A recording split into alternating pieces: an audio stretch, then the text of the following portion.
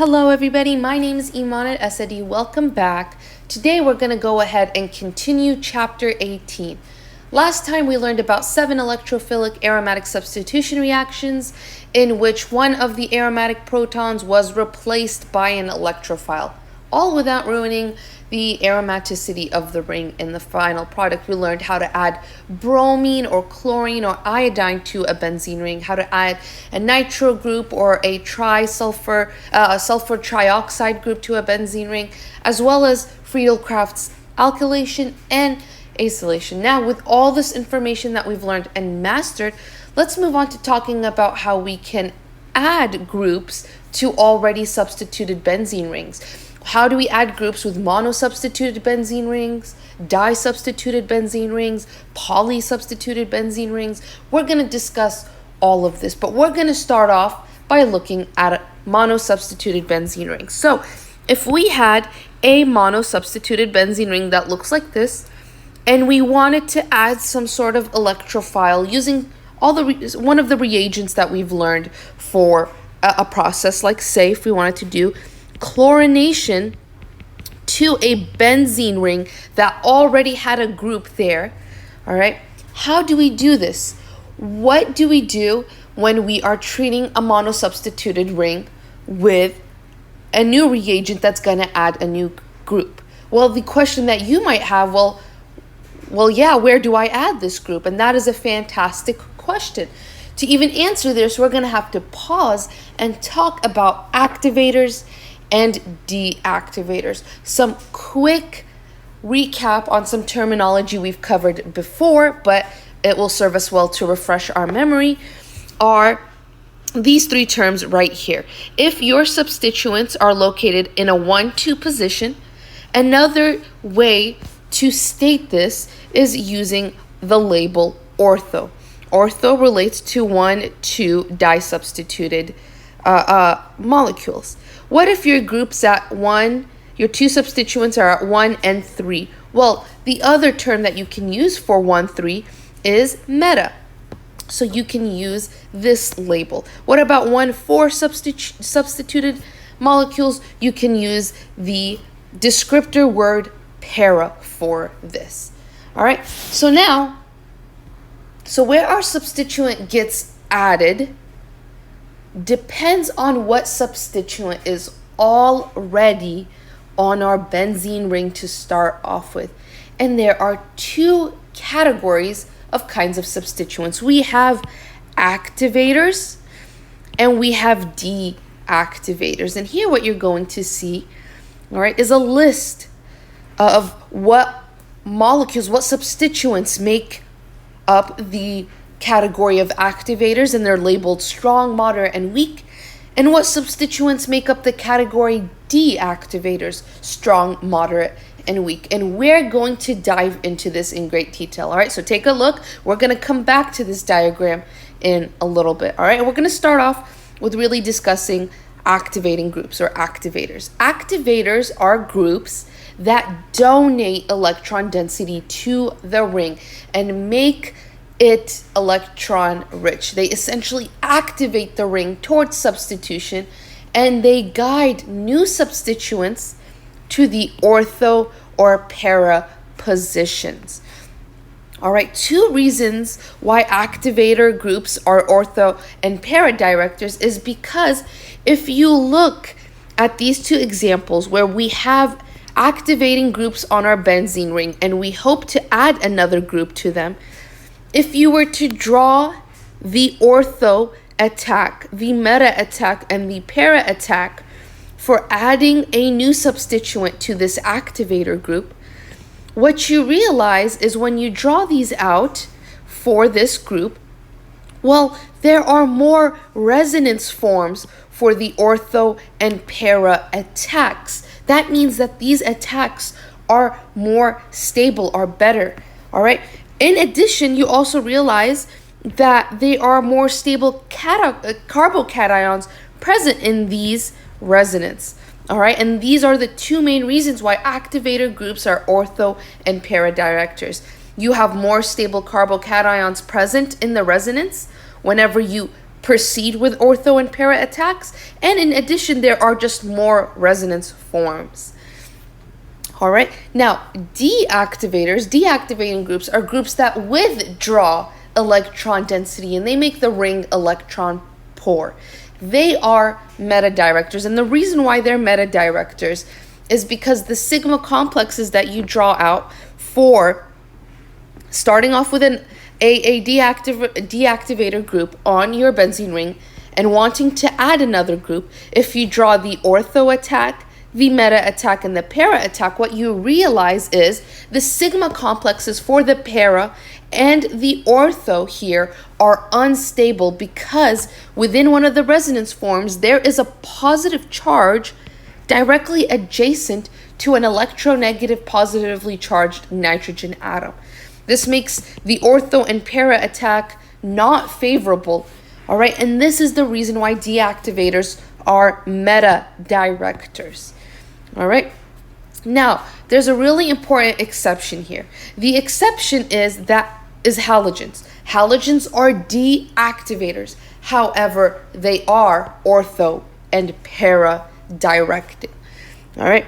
Now, that's a lot of information about activators and deactivators. So let's convert all of this into a nice flow chart, right? You have two groups of substituents that you can have on your benzene ring. All right. You can have activators or you can have deactivators. You can have activating groups or deactivating groups. Now, for activators, all right, for activators, they activate the ring towards substitution.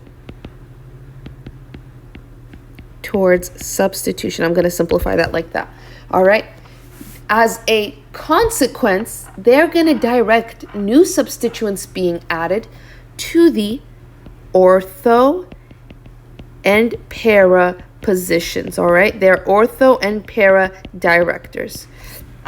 All right. So new groups get added to the ortho and para position. Now, an important note here, all right, is usually para is always favored over ortho except for toluenes.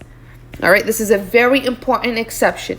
Para positions are favored over ortho for monosubstituted benzene rings, all except for the case of toluene, where the ortho position is favored. Now, generally, this is because we want to avoid any steric issues for the most part.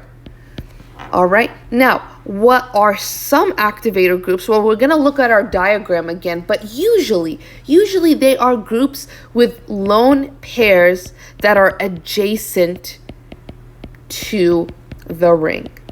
All right, so those are some quick notes about activators. All right, they activate the ring towards substitution. They are ortho and para directors, where most of the time para positions are favored over ortho except for toluenes, and this is predominantly to avoid steric issues. Now, a common feature of activator groups are that they are groups that have lone pairs that are adjacent to the ring. All right, now let's fill out the deactivator segment of our flow chart. Deactivators, you guessed it, deactivate the ring towards substitution. All right, they are meta directors. All right, they are meta directors. Why are they meta directors? This has a lot to do with the stability of the sigma complex, like we talked about. All right, so the essence of why they are meta directors is because of the stability of the sigma complex. For deactivators, prefers meta. All right, now, with that being said, what are some deactivator groups? Again, we're going to look at our diagram that categorizes them, but they usually have a common feature, and that's pi bonds near the ring, adjacent to the ring. Adjacent to the ring. All right, so deactivators deactivate the ring towards substitution. They're meta-directors. The reason for this has to do with the stability of the sigma complex. And a common feature of deactivators is they have pi bonds adjacent to the ring. Now, again, there's one big exception to this general rule, and that's that halogens are deactivators, but, all right, there's a big but here, all right? They are ortho-para directors, all right? Make sure you keep that in mind. Now, these are just some quick notes I found on the internet that I found really summarize this in case you want some quick notes to go back to. It restates exactly the same stuff that we just talked about, all right? Activators are electron donating groups. Deactivators are electron withdrawing groups, all right? Electron donating groups are our activators. They are ortho-para directors, whereas our deactivators, which are electron withdrawing groups, they are meta-directors. And here again, they have a list of both, but I actually really like this diagram. So we're going to look at this diagram. All right. So now looking once again to this list of activators and deactivators, all right, we can realize, or we can start to talk about the fact that there's a hierarchy within these groups actually. So even within the groups of activators, we have a category of strong, moderate, and weak. And the same goes for deactivators. We have category of strong, moderate, and weak. All right. Now, let me just make a quick comment that it is extremely important that you commit these to memory, all right? And the way to make this easy to kind of commit to memory or build patterns that allow you to identify activators, oh, are they strong, moderate, or weak? And deactivators, oh, are they strong, moderate, and weak? All right, is making a compare and contrast diagram that we're going to work through together now, all right? So here we have a list of, we have activators here, all right? And we have deactivators over here. Fantastic. All right, and we're going to go ahead and we're going to break these into 3 categories. Strong activators and deactivators, moderate activators and deactivators, and weak activators and deactivators. All right, so now we have this table and we're going to fill it up. All right, so strong activators, what kind of characteristics do they have? They are characterized by the presence of lone pairs adjacent to the ring. All right, this characteristic helps you identify strong activators. Let's go back to our table and even look. All right, here's our activators, here's our strong category. Look how every group here listed, all right, all these substituents we have, see how they all have lone pairs that are adjacent to the ring. This is a characteristic of a strong activator, the presence of lone pairs adjacent to the ring. Fantastic. Now, what makes for a moderate activator? Well, moderate activators exhibit lone pairs, so they exhibit lone pairs that are delocalized outside the ring, all right? Lone pairs that are, let's write this, are delocalized outside of the ring, all right? So let's see what this means by looking at our diagram, all right?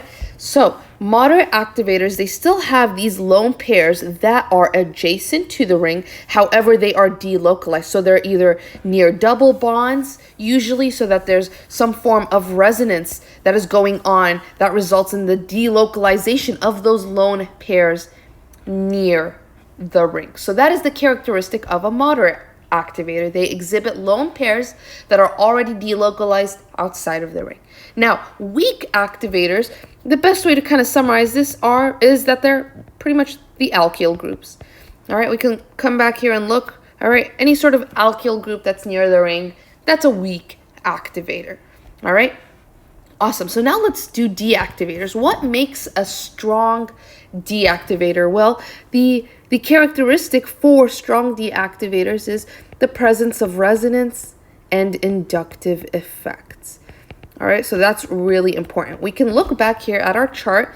All right, strong deactivators All right, there is resonance and inductive effects, all right, seen only in a few groups, like, right, our nitro groups, they're strong deactivators, all right, or some nitrogen that's bonded to 3 other groups, or carbon that's bonded to 3 halogens, right? You see the inductive effects very commonly here. All right, now what about moderate deactivators? All right, moderate deactivators are groups that exhibit, where's the G? Exhibit pi bonds to electronegative atoms. Fantastic. All right, so we can come back here, look at our moderate deactivators, look at how they have pi bonds to electronegative atoms, like an oxygen. All right, oxygens or nitrogens. All right, so this is the characteristic of moderate deactivators. Now, how do we figure out weak deactivators? This is really easy. It's pretty much the halogens. The halogens are weak deactivators. And if you recall, they are the only exception to the meta rule for deactivators. While halogens are deactivators, they are ortho-para directors. All right, so that's a good exception to remember. All right, so now we have our nice chart that helps us remember the patterns of identifying strong, moderate, and weak activators, as well as strong, moderate, and weak deactivators. So if you do have trouble memorizing some of these groups, it's fine as long as you can recall the patterns and be able to identify them well. All right, on that note, let's do a few quick problems, and that will be the end of this session. Next session, we're going to talk about how we deal with di-substituted or polysubstituted benzene rings and where to put new substituents, all right? With that, we're going to have to introduce a few more topics before we can do that. But for now, let's answer this question. For each of the following compounds, determine whether the ring is activated or deactivated, then determine the strength, and finally, the expected directing effect. This is a great practice problem, all right? So A, we have a nitro group, all right? These are strongly deactivating groups, all right? This is a strongly deactivating group, all right? Now, if it's a deactivating group and a strong one, all right, this is going to be a meta director. So if we add a new substituent, it will be added in the meta position. Fantastic. All right, let's look at B, all right?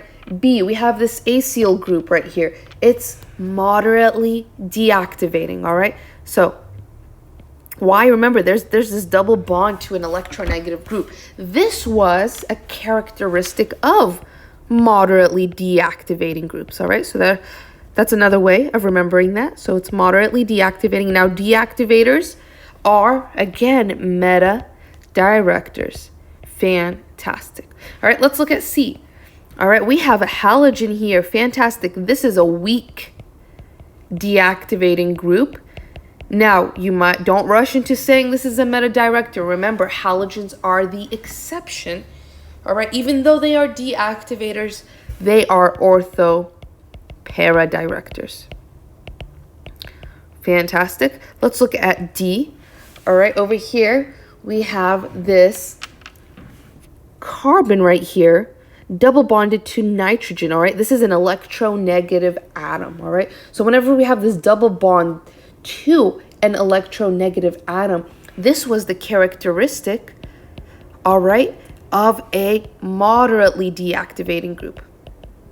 Moderately deactivating group, all right? Now, again, deactivators here, and it's not a halogen, so it's still a meta director. Fantastic. All right, let's look at E. Okay, we have a carbon double bonded to an oxygen with some other stuff. Okay, our carbonyl groups. Our carbonyl groups are going to be, again, moderately deactivating. All right, and they're going to be meta directors. Fantastic. Now, let's do F. All right, we have this oxygen with lone pairs. All right, so you might be excited and want to say, oh, I know this one. It's a strong activator. However, hold your horses. It's right next to a double bond, right? So that means that there's some resonance effects here, okay? So that means it's not a strong activator. It's a moderate activator. And we know activators are ortho para directors. All right, fantastic. That's all I have for you this session. Next session, we're going to be talking about multiple substituents on our benzene ring and how to direct groups that we want to add to the benzene ring when there's already more than one group present. All right, I hope this was helpful. Good luck, happy studying, and let me know if you have any questions at all.